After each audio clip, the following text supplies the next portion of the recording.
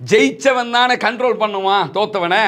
ஆனால் இங்கே என்ன நடக்குதுன்னு கேட்டால், நான் ஜெயிச்சிட்டேங்கிறார் அமெரிக்க அதிபர். அவர் போட்டிருக்க நிபந்தனையை நீங்கள் எடுத்து பார்த்தீங்கன்னு சொன்னால் ஈரான் ஜெயிச்ச மாதிரி இருக்குது. இப்போ என்ன நிலைமைன்னு கேட்டால், நான் எப்படியாவது இந்த இடத்த விட்டு தப்பி போயிடணும், இனிமே எனக்கு இவங்களோட யுத்தம் பண்ண முடியாது என்கிற நிலைக்கு அமெரிக்க அதிபர் டொனால்ட் ட்ரம்ப் தள்ளப்பட்டுட்டாரு.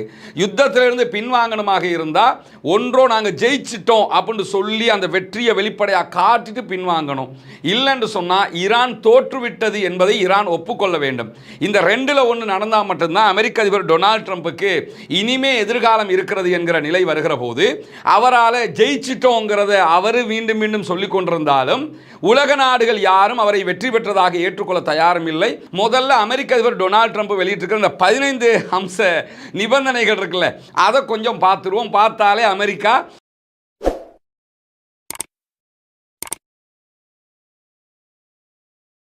அன்பிற்கினிய சகோதர சகோதரிகளே, நம் அனைவர் மீதும் ஏக இறைவனுடைய அமைதியும் கருணையும் உண்டாகட்டுமாக என்கிற உயரிய பிரார்த்தனைகளோடு, மத்திய கிழக்கில் ஈரான் மீதான அமெரிக்க இஸ்ரேலிய தாக்குதல்களுடைய நிலை தொடர்ந்து ஒரு ஆபத்தான நிலையை எட்டியிருக்கக்கூடிய சூழலை நம்ம கணிக்க முடியும்.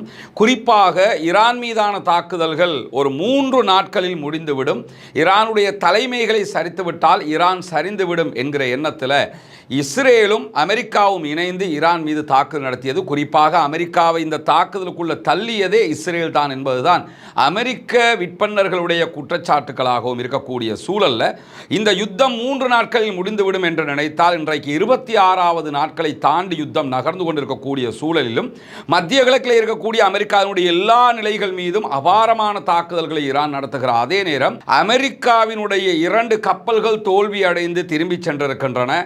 இஸ்ரேலால் தாக்குப்பிடிக்க முடியாத அளவுக்கு யுத்தம் அகோரமாக இஸ்ரேலுக்குள்ளேயே கடுமையான தாக்கங்களை எல்லாம் செலுத்தி கொண்டிருக்கக்கூடிய இந்த சூழல்ல எப்படியாவது யுத்தத்தை விட்டு வெளியேறிவிட வேண்டும் என்கிற நிலையை எடுத்திருக்கிறார் அமெரிக்க அதிபர் டொனால்ட் ட்ரம்ப். அதனால தான் அவர் 48 மணி நேரம் கெடு கொடுத்தாரு ஈரானுக்கு. நீங்கள் உடனே ஹொர்முஸை ஓப்பன் பண்ணலன்னு சொன்னால் நாங்கள் ஈரானுடைய பவர் பிளானட்டுகள் மேலெல்லாம் தாக்குதல் நடத்துவோம், குறிப்பாக மின்சார உற்பத்தி நிலையங்கள் மீது தாக்குதல்களை நடத்துவோம், ஈரானை இருளில் மூழ்கடிப்போம் என்றால் உடனடியாக அதற்கு பதிலளித்த ஈரானுடைய ஹாத்தமல் அன்பியா பாதுகாப்பு படை பிரிவு, IRGC ஊடகத்துறை பொறுப்பாக இவங்க தான் இருப்பாங்க.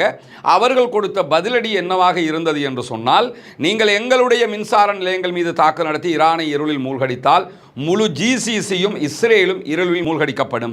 GCCயில் இருக்கக்கூடிய Kuwait, Bahrain, Saudi Arabia, Dubai எல்லா நாடுகளில் இருக்கிற மின்சார உற்பத்தி நிலையங்கள் மீதும் தாக்குதல் நடத்துவோம், இஸ்ரேலில் இருக்கக்கூடிய மின்சார உற்பத்தி நிலையங்கள் மீது தாக்குதல் நடத்துவோம் என்று அறிவித்தார்கள். அந்த தாக்குதல்கள் நடத்தப்பட்டால் அரபு கண்ட்ரிகளும் குறிப்பாக இந்த பாலைவனம் சார்ந்த எல்லா நாடுகளையும் நீங்கள் எடுத்துக்கிட்டீங்கன்னா மின்சாரம் இல்லைன்னா அவங்களுக்கு தண்ணீர் கிடைக்காது. ஏன்னா கடல் நீரை நன்னீராக்கித்தான் அவர்கள் குடிநீராக பயன்படுத்துவார்கள். இரண்டாவதாக ஏசி இல்லைன்னு சொன்னால் அந்த நாட்டில் யாருமே வாழ முடியாத ஒரு சூழல் ஏற்பட்டுவிடும். இவ்வளவு ஒரு அகோரமான நிலை ஏற்பட்டுவிடும் என்பதால் உடனடியாக அரபு நாடுகளுடைய அழுத்தம் காரணமாக 2 நாளில் தாக்குதல் நடத்துவேன், நான் 5 நாளில் தாக்குதல் நடத்துவேன். காரணம் என்னன்னா, ஈரானில் நாங்கள் ஒரு முக்கியஸ்தரோட பேசிக்கிட்டு இருக்கிறோம், ஈரான் எங்களோட சமாதானத்துக்கு வர ரெடி. இப்போ என்ன நிலைமைன்னு கேட்டால், நான் எப்படியாவது இந்த இடத்த விட்டு தப்பி போயிடணும், இனிமே எனக்கு இவங்களோட யுத்தம் பண்ண முடியாது என்கிற நிலைக்கு அமெரிக்க அதிபர் டொனால்ட் ட்ரம்ப் தள்ளப்பட்டுட்டாரு. யுத்தத்திலிருந்து பின்வாங்கணுமாக இருந்தால் ஒன்றோ நாங்கள் ஜெயிச்சிட்டோம் அப்படின்னு சொல்லி அந்த வெற்றியை வெளிப்படையாக காட்டிட்டு பின்வாங்கணும், இல்லைன்னு சொன்னால் ஈரான் தோற்றுவிட்டது என்பதை ஈரான் ஒப்புக்கொள்ள வேண்டும்.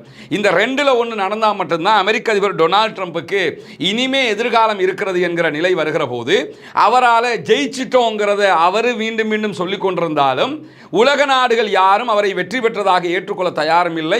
குறிப்பாக ஈரான் தோல்வியை ஏற்றுக்கொள்ள தயாரில்லை. ஈரான் தான் கை ஓங்கி இருக்கிறது, மீண்டும் மீண்டும் பதிலடி தாக்குதல்களை உச்சமாக கொடுத்து கொண்டும் இருக்கிறார்கள். இன்னைக்கும் அமெரிக்க அதிபருடைய அறிவித்தல் தொடர்ந்து உடனடியாக குவைத்தில் இருக்கக்கூடிய அமெரிக்காவுடைய பேஸ் மேலே அட்டாக் பண்ணியிருக்கிறாங்க. கடுமையான தாக்குதல் இஸ்ரேலுக்குள்ளே இந்த வீடியோ ரெக்கார்ட் பண்ணப்படுகிற இந்த தருணத்திலும் மிக உச்சமான தாக்குதல்களை ஈரான் நடத்தி கொண்டிருக்கிறது. இப்படி தொடர்ந்து ஈரானுடைய கை அப்பர் ஹேண்டாவே இருக்கக்கூடிய சூழல்ல கடைசியாக ஒரு நிலைக்கு வந்தார். ஹொர்முஸ் ஜலசந்தியில் நானும் ஈரானுடைய சுப்ரீம் லீடர் முஜ்தபா காமனியும் சேர்ந்து கூட அந்த ஹொர்முஸ் ஜலசந்தியை நிர்வகிக்க முடியும், இப்படியெல்லாம் நிலைக்கு வந்தார். இருந்தார். எப்படியாவது எங்களை கொஞ்சம் சேர்த்துக்குங்கடா, நீங்கள் பண்ணுறதுனால எங்களால் தாங்க முடியலடா என்று கடைசியில் இந்த யுத்தத்தை ஏண்டா ஆரம்பிச்சோம்ங்கிற லெவலுக்கு அமெரிக்கா தள்ளப்பட்டு விட்டது. இந்த சூழலில் திடீர்னு இன்னைக்கு அமெரிக்க அதிபர் டொனால்ட் ட்ரம்ப் என்ன சொல்கிறாருன்னா, ஒரு 15 அம்ச நிபந்தனைகளை நாங்கள் கொடுத்துருக்குறோம் ஈரானுக்கு, ஈரான் அதை ஒப்புக்கொள்றதுக்கு தயாராக இருக்கிறாங்க, எனவே ஒரு யுத்த நிறுத்தத்துக்கு நாங்கள் தயாராகிட்டோம், நாங்கள் ஜெயிச்சிட்டோம் அப்படின்னு இருக்கிறாரு. இதற்கு உடனடியாக ஈரான் பதிலடி கொடுத்திருக்கிறது. அமெரிக்க அதிபரோட எந்த பேச்சுவார்த்தையும் நாங்கள் நடத்தலை, எந்த 15 அம்ச கோரிக்கையும் கிடையாது, யுத்தம் தான், நாங்கள் அடிச்சே தான் போகிறோம், சண்டையை நிறுத்த மாட்டோம். அமெரிக்க அதிபர் தனக்குத்தானே பேசிக்கொள்கிறார். தனக்குத்தானே பேசிக்கொள்கிறார்னா டீசென்ட் வார்த்தை, அன்டீசென்ட்டாக இதை சொல்கிறாருன்னா பைத்தியம்னு அர்த்தம்.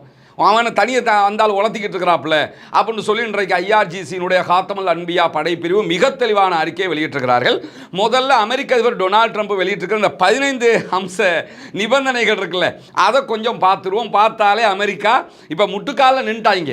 இப்போ முட்டுக்காலில் நிற்கிறாங்க, நான் காலில் கீழே விழணும், அவ்வளோதான் இருக்குது, முட்டுக்கால் வரைக்கும் வந்துட்டாங்கிறத நீங்கள் பார்க்க முடியும். குறிப்பாக போரை முடிவுக்கு கொண்டு வருவதற்கு ஈரானுக்கு 15 அம்ச திட்டமாக அமெரிக்கா முன்மொழிந்திருக்கிறதுல முதலாவது திட்டம் என்னென்னு, ஈரான் மீதான அனைத்து தடைகளையும் அமெரிக்கா நீக்கும். அதாவது முதல்ல நிபந்தனை என்ன, நிபந்தனை எப்படி இருக்கணும், நான் அப்படி பண்ணுவேன் இப்படி தானே இருக்கணும், நீ இதுக்கு கட்டுப்படணும்னு தானே இருக்கணும், ஜெயிச்சவன் தானே கண்ட்ரோல் பண்ணுவான் தோத்தவனை. ஆனால் இங்கே என்ன நடக்குதுன்னு கேட்டால், நான் ஜெயிச்சிட்டேங்கிறார் அமெரிக்க அதிபர். அவர் போட்டிருக்க நிபந்தனையை நீங்கள் எடுத்து பார்த்தீங்கன்னு சொன்னால் ஈரான் ஜெயிச்ச மாதிரி இருக்குது. ஈரான் மீதான அனைத்து தடைகளையும் நாங்கள் நீக்க தயார் அப்படின்ற, இதைத்தான் ஈரான் இவ்வளவு காலமாக கேட்டுக்கிட்டு இருக்கிறான். நீக்க தயார் என்று சொல்லிட்டாரு. ஒரு குடிசார் அணுசக்தி திட்டத்துக்கு, அதாவது மின்சார உற்பத்திக்கு தேவையான சக்தி திட்டத்தை முன்னெடுப்பதற்கும் மேம்படுத்துவதற்கும் அமெரிக்காவே உதவி செய்யும். உங்களுக்கு நீங்கள் பவர் பிளானட்டுகளை தான் ரெடி பண்ண, மின்சாரத்துக்காகத்தான் அணுவை நீங்கள் சரி ஊட்டுறீங்கன்னு சொன்னால் அதுக்கு நாங்களே உங்களுக்கு ஹெல்ப் பண்ண தயாராக இருக்கிறோம் பாவா அப்படின்னு சொல்லி அறிவிச்சிருக்கிறாரு. மூன்றாவதாக தடைகள் மீண்டும் விதிக்கப்படும் என்கிற அச்சுறுத்தலை நாங்கள் நீக்கிறோம். ஈரான் கேட்ட எல்லாத்தையும் ஓகேங்கிறாங்க. இனிமேல் உங்களுக்கு எந்த தடையுமே நாங்கள் போட மாட்டோம், தடை போட மாட்டோம்ங்கிறதையே ஒரு நிபந்தனையாக நாங்கள் உங்களுக்கு தந்துடுறோம், இனி தடையெல்லாம் போட மாட்டோம் அப்படிங்கிறாரு. ஈரானுடைய அணுசக்தி திட்டம் ஒரு வரையறுக்கப்பட்ட கட்டமைப்புக்கு கீழாக நிறுத்தப்பட வேண்டும், ஒரு நீங்கள் இதைத்தான் செய்யணுங்கிறதோ 2 பேரும் ஒரு அக்ரிமெண்ட்டுக்குள்ளே வந்துக்கிறோம் அப்படிங்கிறாரு. அதே மாதிரி 5ஆவதாக செறிவூட்டப்பட்ட யுரேனியம் மேற்பார்வையிடுதல் அதே போன்று ஒப்புக்கொள்ளப்பட்ட வரம்புகளுக்கு உட்பட்டு தொடர்ந்து இருக்கும். உங்ககிட்ட செறிவூட்டப்பட்ட யுரேனியம் இருக்குல்ல, அந்த செறிவூட்டப்பட்ட யுரேனியம் உங்ககிட்டயே இருந்துக்கிறலாம், அதை ஒரு வரையறுக்கப்பட்ட வரம்புக்குள்ளே ஒரு கண்காணிப்பு கீழே வச்சுக்கிடுவோம். 450 கிலோ வச்சுக்கிட்டு இருக்கிறான், 450 கிலோ நாங்கள் எடுத்துகிட்டு போவோம்னு சொன்னவங்க நீங்கள் வச்சுக்கிறலாம்ங்கிறாங்க. 6ஆவதாக ஏவுகணை திட்டம் தொடர்பாக பிற்காலத்தில் அதனுடைய அளவு, அதனுடைய வீச்சு, தூரம், இந்த வரம்புகள் எல்லாம் ஒரு நிபந்தனையோடு நம்ம எதிர்காலத்தில் பேசிக்கிறோம், இப்போ வேணாம். இது எல்லாம் தான் ஓமானில் பேச்சுவார்த்தையில் சொன்னான், ஜெனீவாவில் பேச்சுவார்த்தையில் இதைத்தான் ஈரான் சொன்னாங்க, இதுக்குள்ளே வராத அதை பிறகு பேசிக்கிறோம். இப்போ ஈரான் சொன்னதை அப்படியே எடுத்து இவங்க கொடுத்துருக்குறாங்க, அவ்வளோதான். அதாவது அவங்களுடைய ஏவுகணை இவ்வளவு காலமாக ஈரான் இடத்துல 2000 கிலோமீட்டர் வரைக்கும் தான் அடிக்க முடியும்னு நினச்சிக்கிட்டு இருந்தாங்க. ஆனால் டியாகோ கார்சியா வரைக்கும் அடிச்சிட்டாங்க, 4000 கிலோமீட்டர் அடிச்சிட்டாங்க. 4000 கிலோமீட்டர்னா UK வரைக்கும் ஈரானால் தாக்க முடியும் என்று அர்த்தம், யூரோப்பில் பல கண்ட்ரிகளுக்கு தாக்க முடியும் என்று அர்த்தம், கண்டம் விட்டு கண்டம் பாய்கிற ஏவுகணைகள் ஈரானத்தில் இருக்கிறது என்று அர்த்தம். எனவே தான் இந்த அச்சத்தில் இந்த திட்டத்துக்கு வந்திருக்கிறாங்க. அதே மாதிரி 7ஆவதாக என்ன சொல்கிறாங்கன்னு கேட்டால், மீண்டும் அந்த அணுசக்தி திட்டங்களுடைய பயன்பாடுங்கிறது குடிமக்களுடைய தேவைக்காக நீங்கள் பயன்படுத்தணும் அப்படிங்கிறாங்க. அது ஒன்றே தான் கிட்டத்தட்ட சொல்லப்படுது, வேறு எதுவும் விளக்கங்கள் அதுக்கு இருக்குதான்னு இதில் தெரியலை. அதே மாதிரி 8ஆவதாக தற்போதுள்ள அணுசக்தி திட்டங்களுடைய மேம்பாடு நிறுத்தப்படும். இதுக்கு மேலே நீங்கள் அணுவை செறிவூட்டக்கூடாது, ஆல்ரெடி 60 பண்ணிட்டான், இன்னொரு 2 வீக் கிடைச்சால அவன் நினச்சான்னு சொன்னால் அணு ஆயுதத்தை தயாரிச்சிருவான். அப்படி இருக்கும்போது நீங்கள் அதுக்கு மேலே போகக்கூடாது, கொஞ்சம் கவனித்து போய்க்கிருவோமா அப்படின்ற மாதிரி அவர் போட்டிருக்கிறாரு. அதே மாதிரி செறிவூட்டும் திறன்களை மேலும் விரிவுபடுத்தக்கூடாது. மீண்டும் நீங்கள் என்ன பண்ணக்கூடாதுன்னு கேட்டால், அந்த யுரேனியத்தை செறிவூட்டுகிற வேலையை செய்யக்கூடாது, 60% நீங்கள் நிறுத்திக்கிறானு, 90க்கெல்லாம் போய் அணுகுண்டு தயாரிச்சிடாதீங்க அப்படின்னு இருக்கிறாங்க. ஈரானுடைய மண்ணில் ஆயுத தரத்திலான அணு பொருட்கள் உற்பத்தி செய்யக்கூடாது, அதைத்தான் திரும்ப ஒரே வேர்ட் தான், அணு ஆயுதம் செய்யக்கூடாதுங்கிறத பல வார்த்தைகளில் சொல்லிக்கிட்டு இருக்கிறாங்க. செறிவூட்டப்பட்ட அனைத்து பொருட்களும் ஒப்புக்கொள்ளப்பட்ட காலக்கெடுவுக்குள்ள சர்வதேச அணுசக்தி முகமையிடத்தில் ஒப்படைக்கப்படும். ஏற்கனவே என்ன சொல்றாங்கன்னா, நீங்க செறிவூட்டப்பட்ட யுரேனியத்தை வச்சுக்கலாம்ங்கிறாங்க. 11ஆவதுல என்ன சொல்றாங்கன்னு கேட்டால், அதை நீங்க ஒப்புக்கொள்ளப்பட்ட ஒரு காலக்கெடுவில் என்னைக்காவது ஒரு 10 வருஷம் ஏதாவது ஒன்று போட்டு அந்த காலக்கெடுவுக்குள்ள சர்வதேச அணுத்தடுப்பு முகமையிடத்தில் கொடுக்கணும் அப்படிங்கிறாங்க.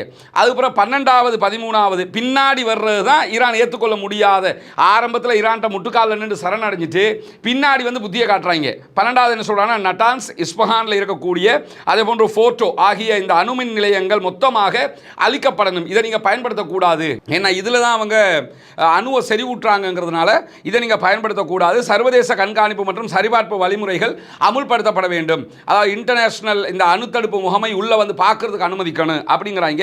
14வது இணக்கத்துடன் கூடிய படிப்படியான செயலாக்கங்கள் நடைமுறைக்கு வர வேண்டும். இருதரப்பினருக்கும் இடையிலான கூடுதல் பிராந்திய மற்றும் பாதுகாப்பு உடன்பாடுகளை நம்ம பண்ணிக்கிறோம் அப்படின்னு சொல்லி 15 நிபந்தனைகளை அவங்க போட்டிருக்கிறாங்க. இதில் இந்த பின்னாடி வார 4 மட்டும்தான் கரெக்டாக பார்த்தா நிபந்தனை மாதிரியே தெரியுது. முன்னாடி உள்ளதெல்லாம் கையை கட்டி முட்டுக்காலில் நின்று நிர்வாணமாக கெஞ்சி கேட்குற மாதிரி கதையாக அமெரிக்க அதிபர் டொனால்ட் ட்ரம்புடைய திமிரு அடங்கி போய் இப்போ பேச்சுவார்த்தைக்கு வந்திருக்கிறாருங்கிறது மட்டும் திட்ட தெளிவாக தெரியுது. ஆக்கிரமிப்பு இவங்க அதாவது வெனிசுவேலாவில் ஆடிய ஆட்டம், வியட்நாமில் ஆடிய ஆட்டம், ஈராக்கில் ஆடிய ஆட்டம், ஆப்கானில் ஆடிய ஆட்டம் எல்லாமே இப்போ ஈரானில் வந்து அடங்கி போய் ஒடுங்கி போய் அமெரிக்க வல்லரசுங்கிற நிலையை தாண்டி ஈரானிய வல்லரசு, ஈரானிய அதாவது பாரசீக பேரரசு என்கிற நிலைக்கு ஈரானை கொண்டு வந்து வைத்திருக்கிறது என்பதை நம்ம பார்க்க முடியும். இந்த நிலையில தான் அமெரிக்காவினுடைய அதிபருடைய இந்த அறிவிப்பு தொடர்பாக உடனடியாக எதிர்வினையாற்றி இருக்கிறது ஈரானுடைய IRGC-னுடைய ஹாத்தமல் அன்பியா ராணுவ பிரிவு. அவங்க வெளியிட்டிருக்கக்கூடிய அறிவிப்பில் என்ன சொல்கிறாங்கன்னு கேட்டால், அமெரிக்காவினுடைய அதிபர் தனக்குத்தானே பேசிக்கொள்கிறார். நாங்கள் அவருடைய எந்த ஒரு சமாதான பேச்சுவார்த்தை நடத்தவும் இல்லை, இப்படி எந்த நிபந்தனையும் கேட்கவும் இல்லை, அவர் எங்ககிட்ட இதை தரவும் இல்லை, அவருக்கு பேசிக்கிட்டு அவரே இதை அறிவிச்சுக்கிறார். இது எப்படி இருக்குன்னு கேட்டால், நான் ஜெயிச்சிட்டேன், இந்த நிபந்தனையெல்லாம் நாங்கள் சொல்லியிருக்கிறோம். இப்போ கூட என்னென்னா, ஈரான் நீங்கள் ஏற்றுக்கிறீங்கிற லெவலுக்கு வராமல் நாங்கள் அறிவிச்சிட்டோம், நீங்கள் ஏற்றுக்கிறீங்களா, யுத்தத்தை நிப்பாட்டுவோம் அப்படிங்கிறாங்க. ஈரான்காரன் என்ன சொல்கிறான்னா, அது யாரா, நீ யார், நீங்களாம் யாரா, நீங்கள் வருவீங்க வந்து யுத்தம் பண்ணுவீங்க, எங்கள் மேலே அட்டாக் பண்ணுவீங்க, திரும்ப நாங்கள் யுத்தம் இல்லைம்பீங்க, ஒரு பேப்பர் கொண்டு தருவீங்க, நாங்கள் சைன் பண்ணிட்டு கொடுத்து அனுப்பிடணுமா, எடுத்து காலி பண்ணிட்டான். அட்டாக்கு தான், நிறுத்தவே மாட்டோம். ஏன்னா எங்கள் கை ஓங்கி இருக்குது, நாங்கள் ஜெயிச்சுக்கிட்டு இருக்கிற நாங்கள் எதுக்கடா உங்ககிட்ட சரண்டர் ஆகணும்னு சொல்லி தெளிவாக இன்றைக்கு அமெரிக்காவுக்கு ஈரான் பதிலடி கொடுத்திருப்பது மட்டுமல்லாமல், ராஜதந்திரம் குறித்த ட்ரம்பினுடைய பேச்சுக்கள் எல்லாமே நம்பிக்கையற்றது, பயனற்றது என்று சொல்லி ஈரானுடைய மிக முக்கியமான அதிகாரிகள் சொல்லக்கூடிய செய்திகளை பிரஸ் டிவி சற்று நேரத்துக்கு முன்பதாக வெளியிட்டிருக்கிறது. ஈரானுடைய வெளியுறவு அமைச்சகத்தின் செய்தி தொடர்பாளர் இஸ்மாயில் பகாய் இன்றைக்கு இந்தியா டுடேக்கு சற்று நேரத்துக்கு முன்பதாக ஒரு பேட்டி கொடுத்திருக்கிறாரு. அந்த பேட்டியில் இஸ்மாயில் பகாய் சொல்லக்கூடிய செய்திகள் என்னன்னு சொல்லி சொன்னா, அமெரிக்காவோட மத்தியஸ்தம் செய்வதற்கு பல நாடுகள் ஈரானை அணுகி இருக்கின்றன, அதில் எந்த மாற்று கருத்தும் இல்லை. பல நாடுகள் எங்களோட டர்க்கி பேசுகிறாங்க, ஈஜிப்ட் பேசுகிறாங்க, கத்தர் பேசுகிறாங்க, பாகிஸ்தான் பேசுகிறாங்க, இப்படி பல நாடுகளும் அமெரிக்காவோட ஒரு சமாதானமாக போவோமே என்று சொல்லி எங்களோடு பேசுகிறார்கள். அதை நாங்கள் மறுக்கலை. ஆனால் இதில் நாங்கள் பேசினதாக சொல்லப்படக்கூடிய செய்திகள் எல்லாமே பொய்யானது. நாங்கள் எதுக்குமே இதுவரைக்கும் ஒத்துக்கொள்ளலை. எங்களோட பேசுகிறாங்க, செஞ்சுக்கிறோமே என்று பேசுகிறாங்களே தவிர நாங்கள் எதுக்கும் ஒப்புக்கொள்ளவில்லை என்று சொல்லிட்டு எங்களுடைய செய்தி மிக மிக தெளிவாக இருக்கிறது என்று சொல்லிட்டு சொல்கிறாரு. நாங்கள் தொடர்ந்து எங்களை பாதுகாக்கிற வேலையை செய்கிறோம். நாங்கள் உங்களை அடிக்கணுங்கிறது எங்களோட நோக்கம் இல்லை, எங்களை பாதுகாக்கணுங்கிறது தான் எங்களோட நோக்கம். பேச்சுவார்த்தையை நடத்துவதற்கு விரும்புவதாக அமெரிக்கா சொல்வதே நம்பகமற்றது. அமெரிக்காவை நாங்கள் நம்புறதுக்கு தயாரில்லை. ஏன் நம்புறதுக்கு தயாரில்லைன்னு கேட்டால், ஏற்கனவே 2 தடவை அவங்களோட நாங்கள் பேச்சுவார்த்தை நடத்திக்கிட்டு இருக்கும்போது தான் ஜூன் மாதம் எங்கள் மேலே அட்டாக் பண்ணாங்க. 2வது பேச்சுவார்த்தை நடத்திக்கிட்டே இருக்கும்போது தான் இப்போ அட்டாக் பண்ணாங்க. அப்போ பேசிக்கிட்டே எங்கள் மேலே யுத்தம் பண்ணுவாங்க. இப்பயும் சமாதானம் என்று பேசிக்கிட்டே இருக்கும்போது தேவையான ஆயுதத்தை கொண்டு வந்து வச்சுட்டு எங்கள் மேலே அட்டாக் பண்ணுவாங்க. இவங்களை நம்ப முடியுமா? எனவே இவங்களை நம்ப முடியாது. 2வது என்னன்னு கேட்டால், அமெரிக்காவும் இஸ்ரேலும் இப்போ கூட எங்கள் மேலே குண்டு தாக்குதல் நடத்துகிறாங்க. நடத்திக்கிட்டே நாங்கள் பேசுகிறோம்னு சொன்னால் எப்படி நம்ப முடியும்? முதல்ல யுத்தத்தை நிறுத்திவிட்டு சமாதானத்தை பற்றி யோசி.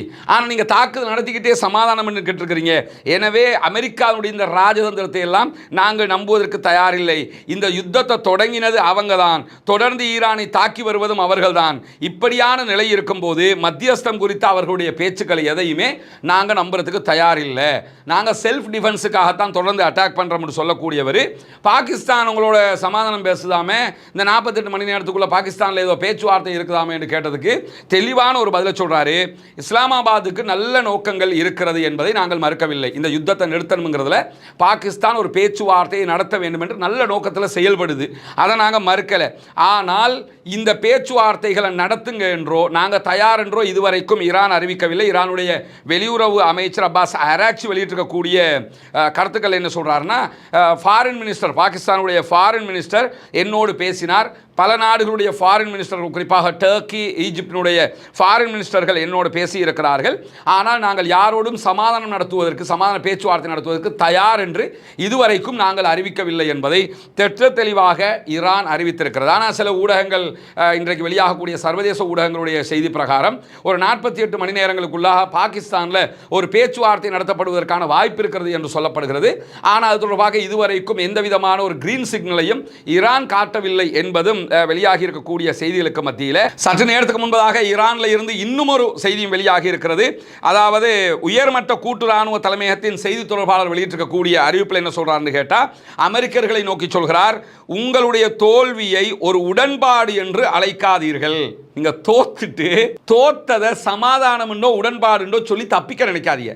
தோல்வின்னு சொல்லி பழகுங்க அப்படின்னு சொல்லி ஒரு அட்வைஸை பண்ணிட்டு என்ன சொல்றான்னு கேட்டால், எங்களுடைய ஆயுத படைகள் IRGC உள்ளிட்ட ஈரானுடைய இராணுவம் வலிமையான கரத்தால் இந்த பிராந்தியத்தின் நிலைத்தன்மைக்கு உத்தரவாதம் அளித்து கொண்டிருக்கிறது. நாங்கள் மட்டும்தான் இந்த மிடில் ஈஸ்டுக்கு பாதுகாப்பு கொடுக்க முடியுமே தவிர அமெரிக்காவால் பாதுகாப்பு கொடுக்க முடியாது என்பதை நாங்கள் நிரூபித்திருக்கிறோம். நீங்களும் உணர்கிற வரைக்கும் இந்த தாக்குதல் தொடரும்ங்கிறார். நீங்களும் புரிஞ்சுக்கிறனும், ஈரானை மீறி மத்திய கிழக்கில் எதுவும் பண்ண முடியாது. இதுவரைக்கும் போட்ட ஆட்டம் எல்லாம் முடிஞ்சு போச்சு, இனிமே ஆட்டம் போட முடியாதுன்னு நீங்கள் புரிஞ்சுக்கிறனு, அதனால் அதை புரிகிற வரைக்கும் அட்டாக் பண்ணுவோம் அப்படிங்கிறாரு ஈரானுடைய உயர்மட்ட இராணுவ தளபதி. அதை தாண்டி இன்றைக்கு வெளியிட்டிருக்கக்கூடிய அவர்களுடைய அறிவிப்பில் சொல்கிறாங்க, இந்த பிராந்தியத்தில் உங்களுடைய முதலீடுகளுக்கு எந்த அறிகுறியும் இருக்காது. இனிமே இங்கே வந்து முதலீடு பண்ணணும், மத்திய கிழக்கில் சம்பாதிக்கலாம், இனி அரபு நாட்டுக்காரனை ஏமாற்றலாம், இந்த மாதிரி அவங்கள மாடாக்கலாம் நினச்சிங்கன்னா, அவங்க மாடாக நினச்சாலும் நாங்கள் மாடாக விட மாட்டோம், நாங்கள் தான் இனிமேல் எல்லாமே அப்படின்னு சொல்லக்கூடியவர். இந்த பகுதிகளில் நீங்கள் எரிசக்தி, அதே போன்று எண்ணெய், இந்த பெட்ரோலியம், இந்த விலைகளை எல்லாம் பழைய விலைக்கு நாங்கள் நினைக்காம பார்க்க முடியாது. பழைய விலை என்ன? ஒரு பேரலுக்கு $60. இப்போ புதிய விலை என்ன? ஒரு பேரல் வந்து $120, டபுள் மடங்கு ஆயிடுச்சு. பழைய விலையை பார்க்கணும்னா நாங்கள் தான் முடிவெடுக்கணும், நீங்கள முடிவெடுக்கணும். எங்கள் முடிவின் பிரகாரம் தான் பழைய முடிவு வரும் என்று சொல்லிட்டு யுத்தத்தின் மூலமாகத்தான் இனிமேல் தீர்வுங்கிறார். இவ்வளவு காலமாக பேச்சின் மூலமாக தீர்வு, இனிமே யுத்தத்தின் மூலமாகத்தான் தீர்வு, இந்த சண்டையில் தான் தீர்வு எடுப்போம்னு சொல்லிட்டு நாங்கள் விரும்புகிற வரைக்கும் எந்த ஒரு சூழ்நிலையிலும் முன்பிருந்த நிலைக்கு திரும்ப விட மாட்டோம். நாங்கள் தான் இனி இந்த மத்திய கிழக்கு பழைய நிலைக்கு வரணுமா இல்லையாங்கிறத முடிவெடுக்கணுமே தவிர நீங்கள் கிடையாது. நாங்கள் அந்த பழைய நிலைமைக்கு நாங்களாக நினைக்காம வர விட மாட்டோம். முதல் நாளிலிருந்து எங்களுடைய முதல் மற்றும் கடைசி வார்த்தைகள் இதுவாகத்தான் இருக்கிறது. நாங்கள் ஃபர்ஸ்ட்ல இருந்து இதைத்தான் சொல்லிக்கிட்டு இருக்கிறோம். நாங்கள் தான் டிசிஷன் மேக்கராக இருப்போம், நீ நினச்சிக்கிட்டு உள்ள வர்ற, தப்பிச்சு வெளியே போக முடியாது, ரெட் லைனை தாண்டிடாத, எங்களை சூடாக்கிறாத, எங்களை டென்ஷன் ஆக்கி விட்டுறாதன்னு சொல்லிக்கிட்டே இருந்தோம், கேட்கல, டென்ஷன் ஆக்கி விட்டீங்க, நீ நாங்கள் தான் முடிவெடுப்ப முடிகிறவர். மேலதிகமாக என்ன சொல்றாருன்னு கேட்டால், எங்களை போன்றவர்கள் உங்களை போன்ற வாக்கு மீறக்கூடிய பொய்யர்களோடு ஒருபோதும் சமாதானம் செய்து கொள்ள மாட்டார்கள். அது இப்போதும் சரி, எதிர்காலத்திலும் சரி. நாங்கள் வந்து எல்லோருக்கும் நலவு என்கிற ரீதியில் சில விட்டு கொடுப்புகளுக்கு வந்தாலும் ஒருபோதும் சமாதானம், நிரந்தர சமாதானம் உங்களோட வரவே முடியாது, நீங்களாம் பொய்யனுங்க அப்படின்னு சொல்லி தெளிவாக சொல்லக்கூடியவர். இந்த வலிமையான வார்த்தைகளைத்தான் நேற்று எங்களுடைய இராணுவம் சொன்னது. இன்றைக்கு நாங்கள் சொல்கிறோம், நாளைக்கும் எங்களுடைய தலைமைகள் இதைத்தான் எதிரொலிக்கும். பேச்சுவார்த்தைகள் இனி கிடையாது, ஹொர்முஸ் ஜலசந்திங்கிறது ஈரானுடைய கட்டுப்பாட்டில் தான் இருக்கும், நாங்கள் யுத்தத்தை தொடருவோம் என்று சொல்லி தெளிவாக ஈரானுடைய கூட்டுப்படைகளுடைய தலைமைத்துவம் இன்றைக்கு அறிவித்திருக்கிறது. இப்படியான சூழலில் தான் மேலதிகமாக ஈரான் என்ன செய்கிறாங்கன்னு கேட்டால், இந்த யுத்தத்தை நிறுத்தணும்னா சில நிபந்தனைகளை விதித்திருக்கிறார்கள். நாங்கள் யுத்த நிறுத்தத்துக்கே வரமாட்டோம், சண்டை தான். நிறுத்தணும்னா நீல நிபந்தனை போடணும், நான் தான் போடணும்னு சொல்லி ஈரான் சில நிபந்தனைகள் போட்டிருக்காங்க. ஆல்ரெடி அவங்க அறிவித்த நிபந்தனைகள் தான். அதாவது ஈரான் அமெரிக்கா இடையிலான யுத்தம் உடனே நிறுத்தணும். நீங்கள் யுத்தத்தை நிறுத்திட்டு தான் பேச்சுவார்த்தைக்கு வரணும், சண்டை போட்டுக்கிட்டு பேச்சுவார்த்தைக்கு வரக்கூடாது. ரெண்டாவது, எதிர்காலத்தில் ஈரான் மீது எந்த இராணுவ தாக்குதலையும் நடத்தவே மாட்டோம் என்று சொல்லி சர்வதேச நாடுகளை வைத்து அமெரிக்கா ஒரு உத்தரவாதத்தை தர வேண்டும். அது மூன்றாவது, இந்த தாக்குதல்களில் ஈரானுக்கு ஏற்பட்டிருக்கக்கூடிய இழப்புகள், பாதிப்புகளுக்கு அமெரிக்கா நஷ்ட ஈடு தர வேண்டும். நான்காவது, ஹொர்முஸ் நீர்நிலையில் ஈரானுக்குத்தான் கட்டுப்பாடு இருக்கும், அதுக்குள்ளே எவனும் தலையிட வரக்கூடாது, நாங்கள் தான் ஹொர்முஸை முடிவெடுப்போம். நாங்கள் இப்போ டோல்கேட்டுக்கு காசு போட்டான். நேற்று என்னன்னா, அமெரிக்கா எந்த நாட்டு கப்பலாக இருந்தாலும் ஹொர்முஸ் வழியாக போயிட்டு வரணுமாக இருந்தால், எண்ணெய் டேங்கர்கள் போகணுமாக இருந்தால், ஒரு கப்பலுக்கு $2 மில்லியன் அமெரிக்க நீங்கள் வந்து பணம் கட்டணும். 20 லட்சம் அமெரிக்க டாலர்கள் கட்டிட்டு தான் போகணும். ஒரு அமெரிக்க டாலர் $300 இலங்கை பணத்துக்கு. இப்போ அதை கூடிடுச்சு, $340 வரைக்கும் வந்துருச்சு. $300 நீங்கள் வச்சுக்கிட்டா கூட 20 லட்சம் இன்ட்டு $300 நீங்கள் ஈக்குவல் டு பார்த்துக்கிறீங்க எவ்வளோ வரும்னு சொல்லி 20 லட்சம் அமெரிக்க டாலர்களை கட்டிட்டு தான் அந்த கப்பல்கள் எல்லாம் போகணும் என்று சொல்லி அறிவிச்சிட்டாங்க ஈரான். இந்த நிலையில தான் ஹொர்முஸ் நீர்நிலை எங்கள் கட்டுப்பாட்டில் தான் இருக்கணும். ஈரானுடைய ஏவுகணை திட்டம் குறித்து அமெரிக்கா எந்த பேச்சுவார்த்தைகளையும் வரவும் கூடாது, கட்டுப்பாடுகளையும் விதிக்கவும் கூடாது. குறிப்பாக மிடில் ஈஸ்டில் இருக்கக்கூடிய அமெரிக்காவுடைய இராணுவ தளங்கள் எல்லாத்தையுமே அமெரிக்கா மூடணும். மிடில் ஈஸ்டில் எந்த ஒரு அமெரிக்கன் பேஸும் இருக்கக்கூடாது. இதெல்லாம் ஒப்புக்கொள்றதா இருந்தால் சொல்லுங்க, சமாதானத்துக்கு வருவோம். இல்லைன்னு சொன்னால் சண்டை தான் அப்படின்னு சொல்லி அறிவிச்சிருக்கிறாங்க. இந்த நேரத்தில் இப்போ நம்ம என்னடா பண்ணுறது, திடுதிப்புன்னு அமெரிக்கா சமாதானம் பண்ணிட்டாங்க, 15 நிபந்தனைகளை போட்டாங்க, ஈரான்காரன் வேற இப்படி சொல்லிக்கிட்டு இருக்கிறான். இப்போ நம்ம என்ன பண்ணுறது, நம்ம எதிர்காலம் என்னன்னு நெத்தனியாவுக்கு இப்போ என்னடா பண்ணுறதுன்னு தெரியாமல் இருக்கிறார். ஏன்னா நெத்தனியாகுவை பொறுத்தவரையில் அவருக்கு அவருடைய தேர்தல் எதிர்காலம் முக்கியமாக இருக்குது. காசாவில் அவ்வளவு அப்பாவிகளை கொன்று குவிச்சதே அவன் வந்து தேர்தலை ஜெயிச்சுக்கிறதுக்கு தான். இன்னும் தேர்தலை நடத்தாமல் இருக்கிறான். அதில் தோற்று போயிட்டான். காசாவில் பாலஸ்தீன போராளிகளிடத்தில் தோற்று போய், அதுக்கு பிறகு லெபனானில் தோற்று போய், இப்போ ஈரான் வாரில் தோத்துட்டோம்னு சொல்லி சொன்னால், அது அறிவிக்கப்பட்டுச்சுன்னா திடீர்னு அமெரிக்கா சமாதானம் ஆகிட்டான்னு சொன்னால் ஏன் எதிர்காலம் என்னத்துக்கு ஆகிறது? நான் வீட்டுக்கு போகிறது மட்டும் இல்லை, ஜெயிலில் போய் கழிதிங்க வேண்டி வருமாடா, அவனை ஊழல் குற்றச்சாட்டுலாம் இருக்குது. அதனால் அமெரிக்காவே சமாதானத்திற்கு போனாலும் நாங்கள் சமாதானம் இல்லை, நாங்கள் ஈரானோடு சண்டை தான் அப்படின்னு சொல்லி அறிவிச்சிருக்கிறாரு. ஓந்தள விதி வாங்கி கட்டுறதாகத்தான் இருக்கும்னா அதை யார்கிட்ட தடுக்க முடியும்? ஏற்கனவே டெல் அவீவ் பற்றி எரியுது. இங்கே நீங்கள் பார்த்தீங்கன்னா சற்று நேரத்துக்கு முன்பதாக டெல் அவீவை நோக்கி ஏவப்படக்கூடிய ஏவுகணை தாக்குதலுடைய காட்சிகள் தான் வெளியாகி இருக்கிறது. இந்த காட்சிகள் சற்று நேரத்துக்கு முன்பதாக அமெரிக்காவுடைய குவைத் பேஸ் மேலே அட்டாக் பண்ணி இருக்கக்கூடிய காட்சிகள் இங்கெல்லாம் பார்க்கலாம். குவைத்தில் இருக்கக்கூடிய இன்டர்நேஷனல் ஏர்போர்ட்டில் அமெரிக்காவுடைய விமானங்கள் ஃபியூல் ஃபில் பண்ணுற பகுதிகள் மேலே தான் அட்டாக் பண்ணப்பட்டிருக்கிறது. இப்படி தொடர் தாக்குதல்களை ஈரான் நடத்தி கொண்டே இருக்கிறது. பொறுத்திருந்து பார்ப்போம் என்னவெல்லாம் நடக்கிறது என்பது. எனவே ஒன்றை புரிந்து கொள்ளுங்கள், ஈரான் சமாதான பேச்சுவார்த்தைகள் எதிலும் இதுவரைக்கும் பங்கெடுக்கவில்லை, பங்கெடுக்கிற ஐடியாவும் இல்லைன்னு சொல்லியிருக்கிறாங்க. ஈரானுடைய நிபந்தனைகளை ஏற்றுக்கொள்ளப்பட்டால் மட்டும்தான் பேச்சுவார்த்தைக்கு வருவோம் இருக்கிறாங்க. எனவே இந்த 48 மணி நேரத்துக்குள்ள பாகிஸ்தானில் நடக்க இருக்கக்கூடிய பேச்சுவார்த்தைகள் தொடர்பான செய்திகளை ஈரான் இதுவரைக்கும் உறுதிப்படுத்தவில்லை. காட்டமாக அதற்கெல்லாம் பதிலடியைத்தான் ஈரான் கொடுத்து கொண்டிருக்கிறது. ஈரானுடைய கை மேலும் மேலும் ஓங்கிக் கொண்டே இருக்கிறது. ஆக்கிரமிப்பாளர்கள் தோல்வி அடைந்து கொண்டே இருக்கிறார்கள். பொறுத்திருந்து பார்ப்போம் என்னவெல்லாம் நடக்கிறது என்பதை. ஆக்கிரமிப்பாளர்கள் ஓய வேண்டும், ஆக்கிரமிப்புகள் நிறுத்தப்பட வேண்டும், மத்திய கிழக்கும் முழு உலகம் சமாதானம் அடைய வேண்டும் என்கிற உயரிய பிரார்த்தனைகளோடு ஆக்கிரமிப்பாளர்களுக்கு எதிராக தொடர்ந்தும் ஜனநாயக ரீதியாக குரல் எழுப்புவோமாக. வாஹ்ரத் தஅவானா அல்ஹம்துலில்லாஹி ரப்பில் ஆலமீன்.